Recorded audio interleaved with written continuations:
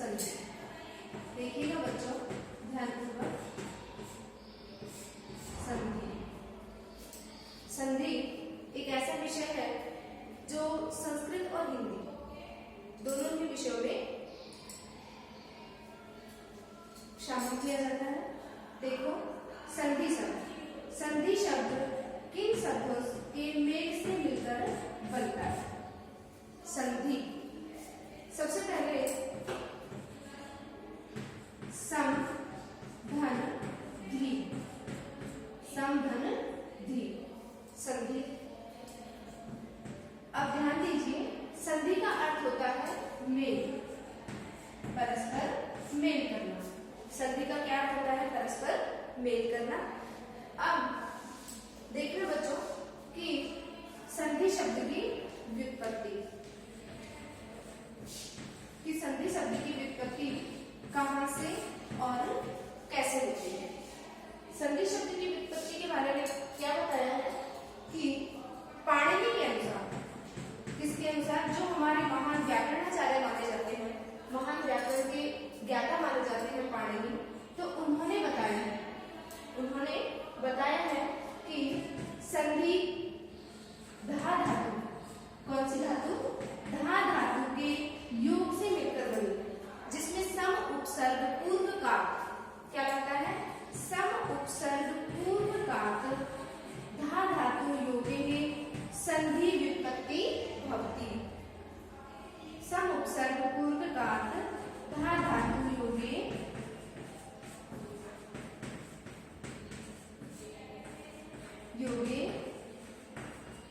संधि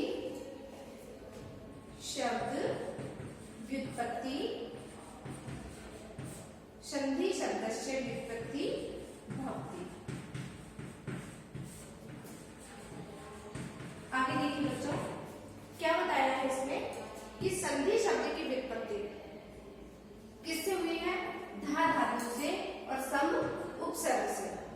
सम उपसर्ग और धा धातु के योग में संधि शब्द की व्युत्पत्ति होती है। अब ध्यान दीजिएगा कि संधि शब्द की परिभाषा क्या होती है। संधि की परिभाषा क्या होती है? देखिए सबसे पहले परिभाषा, ये तो हमने आपको पूर्व में थोड़ी सी जानकारी के लिए बताया है कि आपको अगर पूछा भी जाए कि संधि का क्या अर्थ होता है, तो संधि का अर्थ होता है मेल करना। अब दूसरा है कि इसकी व्युत्पत्ति कहाँ से हुई है, किसने कहाँ कौन सी धातु से हुआ है इसका विकास, तो ये आपको इसकी व्युत्पत्ति है। अब इसका देखिए परिभाषा, संधि की परिभाषा क्या होती है? द्वयो वर्णनयो मेलनम, द्वयो वर्णनयो परस्पर मेलनम भवति तत्संधि इति कथ्यते। दो वर्णों के परस्पर मेल को ही संधि कहा जाता है। द्वयो वर्णयो, द्वयो वर्णयो परस्पर मेलनम भवति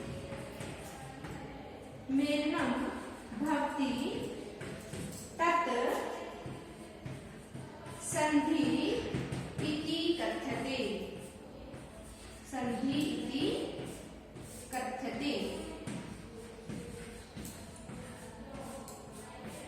दो वर्णों के परस्पर मेल यत् भवति, जहां होता है, तत् संधि इति कथ्यते, उसे संधि कहा जाता है। कंप्लीट हुआ क्या कि दो वर्णों का परस्पर मेल ही क्या कहलाता है? संधि कहलाता है। सबसे पहले ये देखिएगा कि संधि का अर्थ क्या होता है। संधि का अर्थ होता है मेल करना, मिलाना।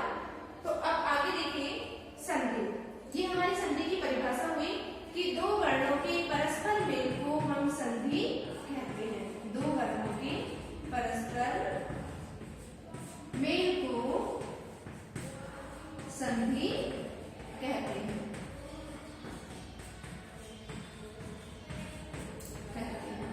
कंप्लीट हुआ। अब आगे देखो कि ये हमारे पास परिभाषा होने के बाद आता है कि संधि के कितने भेद होते हैं।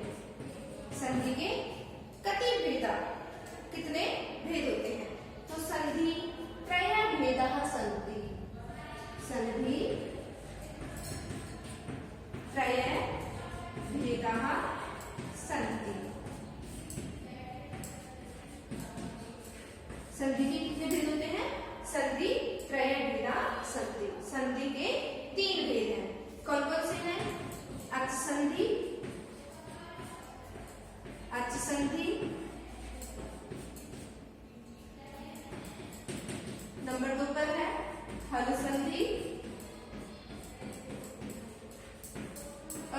3 पर है विसर्ग संधि।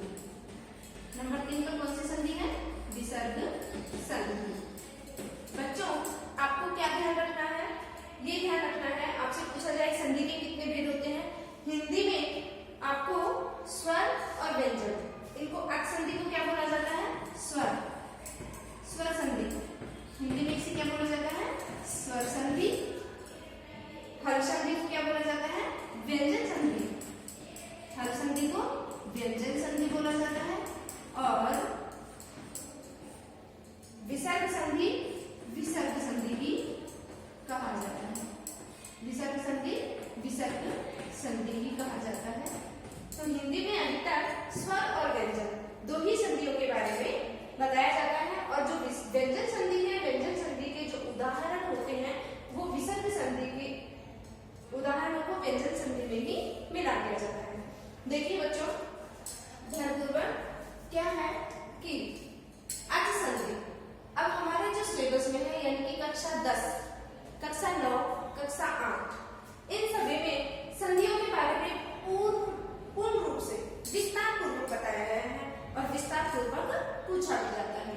क्या कि आपको उदाहरण दे दिए जाते हैं, उदाहरणों में आपसे पूछ लिया जाता है कि ये बताइए कि इस संधि का विग्रह क्या होगा और यह कौन सी संधि कही जाती है। अब आपको बच्चों इतना ध्यान रखना है कि संस्कृत की संधि और हिंदी की संधि, दोनों संधियों में कोई ज्यादा अंतर नहीं है। संस्कृत की संधियों में जैसे कि अच संधि है, ध्यान दीजिएगा आप, अच संधि। अच संधि में आपसे पूछा जाए कि अच संधि की कति भेदा संधि, ये अब हम कौन सी संधि बता रहे हैं? अच संधि। अच संधि को हिंदी में क्या बोलते हैं? अच को अभी हमने बताया आपको स्वर बोला जाता है। अच को हिंदी में क्या बोला जाता है? स्वर बोला जाता है। तो अब देखिए अच संधि, अच संधि यानी कि स्वर संधि। स्वर संधि के कितने भेद होते हैं और स्वर संधि किसे कहते हैं? स्वर संधि किसे कहा जाता है? तो देखिए स्वर, स्वर का स्वर से मेल,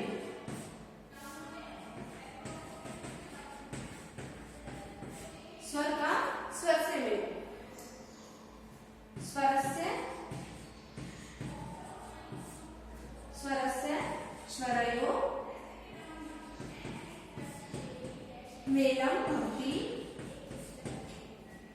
मेलनम भवति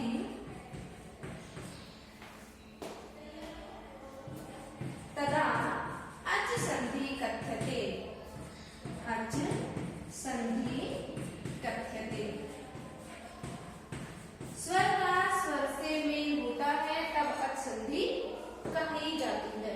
देखिए अच संधि, स्वर का स्वर से मेल होने पर किसका किससे मेल होगा?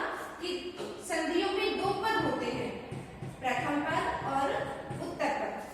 प्रथम पद धन उत्तर पद, तो इन दोनों में कौन से मेल होंगे? यानी कि स्वर का स्वर से मेल होता है, वहां पर कौन सी संधि होगी? वहां पर अच संधि होगी। ठीक है, अब ध्यान दीजिए बच्चों, क्या कि स्वर संधि के कितने में भेद होते हैं? अच संधि कति भेदा संधि, अच संधि कति भेदा संधि। तो अच संधि अष्ट भेदा संधि। अच संधि के कितने भेद होते हैं? अष्ट, अष्ट भेदा संधि। अष्ट भेदा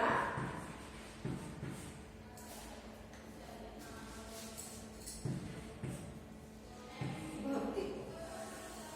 देखिए कि अष्टभेदा संधि। अब देखिए बच्चों कि 8 भेद कौन कौन से हैं। अब हम उन 8 भेदों को देखेंगे। दीर्घ संधि, दीर्घ संधि नंबर 2 पर है गुण संधि, गुण संधि। नंबर 3 पर है यण संधि। नंबर 4 पर है वृद्धि संधि।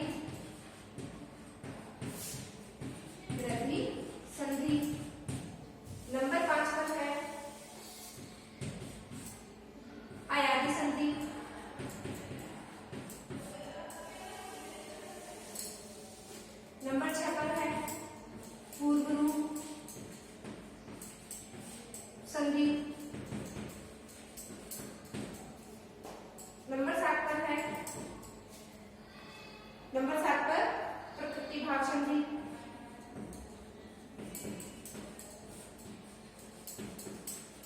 प्रकृति भाव संधि। और नंबर 8 पर इसी तरह से पूर्व रूप प्रकृति भाव। नंबर 8 पर हम लेंगे पररूप संधि। पररूप संधि। तो इस तरह से अच संधि के 8 भेद माने जाते हैं। अच संधि के कितने भेद माने जाते हैं? 8 भेद माने जाते हैं। कौन कौन से 8 भेद हो गए देखिएगा ध्यानपूर्वक कि दीर्घ संधि, गुण संधि, यण संधि, वृद्धि संधि, आयाति संधि, पूर्व रूप संधि, प्रकृति भाव संधि और पररूप संधि। अब ध्यानपूर्वक देखिएगा बच्चों क्या कि सबसे पहले हम लेते हैं दीर्घ संधि। कौन सी संधि के बारे में पढ़ते हैं? दीर्घ संधि के बारे में। अब दीर्घ संधि किसे कहते हैं? हिंदी और संस्कृत दोनों भाषाओं में दीर्घ संधि को किस तरह से जाना जाता है? आप कैसे पहचानेंगे कि दीर्घ संधि क्या होती है? क्या होता है दीर्घ में? जैसा कि नाम से ही पता है, नाम से ही पता चल रहा है कि दीर्घ का अर्थ होता है बड़ा। दीर्घ का अर्थ क्या होता है? बड़ा। दीर्घ संधि।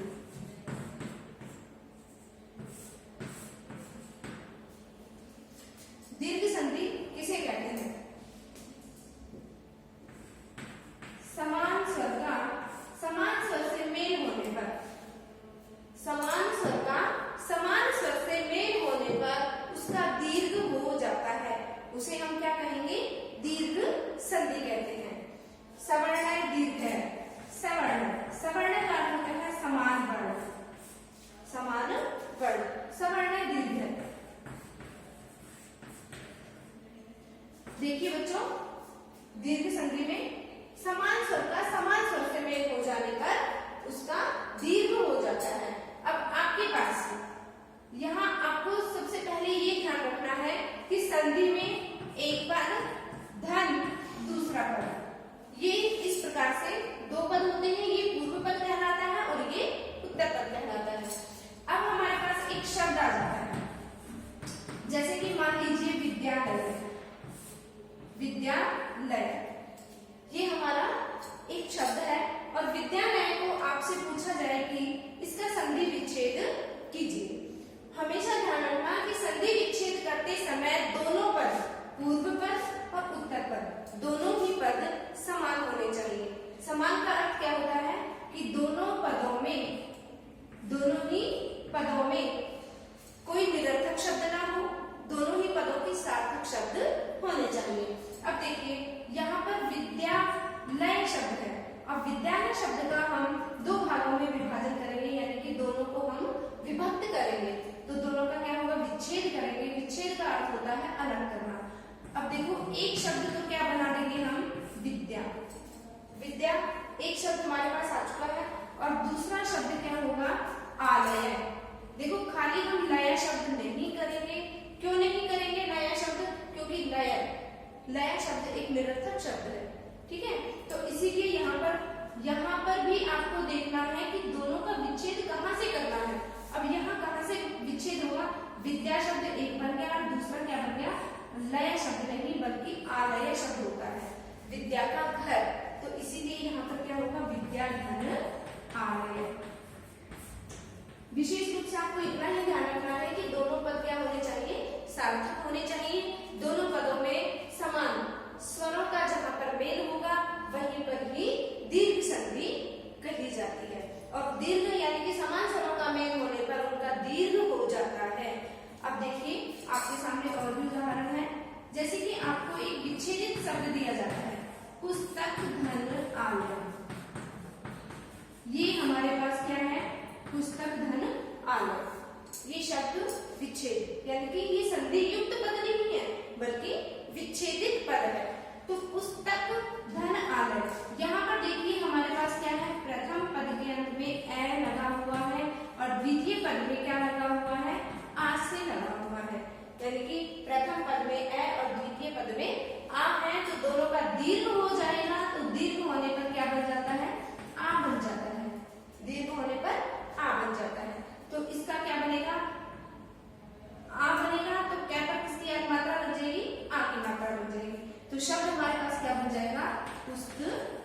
पुस्तकालय। शब्द क्या बनेगा हमारे पास? पुस्तकालय। समझ गए? अब देखिए एक शब्द और है हमारे पास, विद्यार्थी। कौन सा शब्द है? विद्यार्थी, विद्यार्थी। देखो कैसे, विद्या हमने विच्छेद कर दिया, विद्या शब्द हो गया। अर्थी, अर्थी का अर्थ होता है ग्रहण करने वाला, तो विद्याधन अर्थी, विद्याधन अर्थी। तो इस तरह से ये क्या बना? विद्यार्थी शब्द बना। इसी प्रकार से दीर्घ संधि में आपको और देखिए और उदाहरण देखते हैं। आप मेरे वीडियो को देखते जाइए, लाइक कीजिए, शेयर कीजिए, सब्सक्राइब कीजिए। कोई भी टॉपिक अगर कहीं से कुछ समझ में नहीं आता है तो कमेंट बॉक्स में डालिए। आपको किसी भी प्रकार की कोई भी समस्या है हिंदी और संस्कृत सब्जेक्ट में, तो बच्चों प्लीज आप जरूर कमेंट बॉक्स में डालिएगा। आगे देखिए, विद्याधन अर्थी। अब देखो बच्चों, एक है आपके पास उदाहरण, रविशः।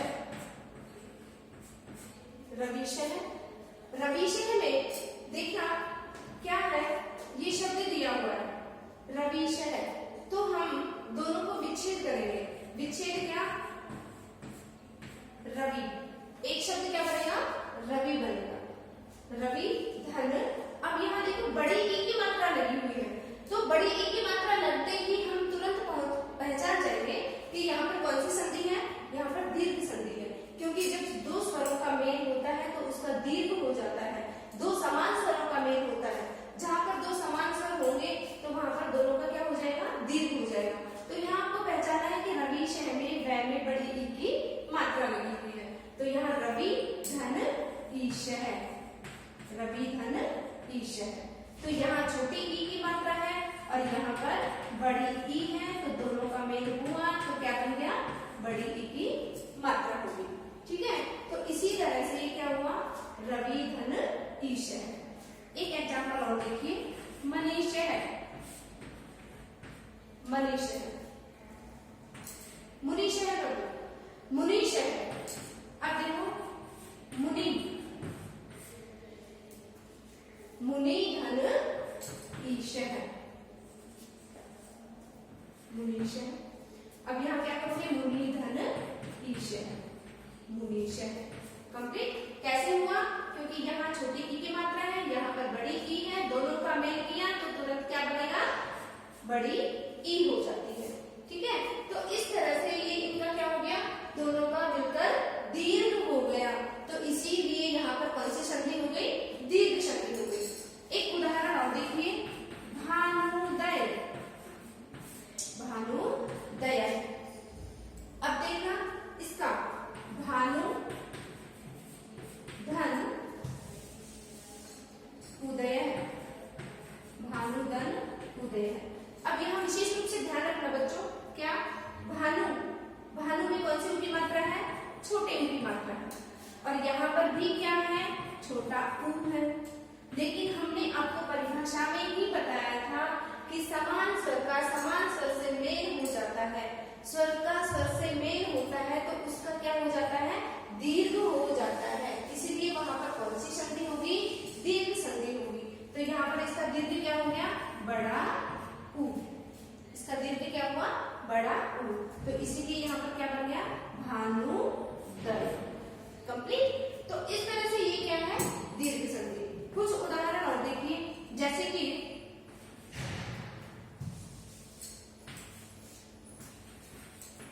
रविंद्र, रविंद्र है, विसर्ग लगा दीजिए। अब यहाँ पर देखो, रवि धन इंद्र, रवि धन इंद्र, ये शब्द है। देखो यहाँ पर रवि छोटी ई की मात्रा है और यहाँ पर भी क्या है? छोटी ई है। छोटी ई और छोटी ई मिलकर दोनों क्या बन गए? बड़ी ई हो जाएगा। क्या बन जाएगी? बड़ी ई। तो इसलिए यहाँ पर क्या हो गया? रविंद्र है। तो इस तरह से ये हमारी कौन सी संधि हो गई? अच संधि के अंतर्गत, अच संधि के 8 भेदों के अंतर्गत ये दीर्घ संधि आपको यहाँ पर बताई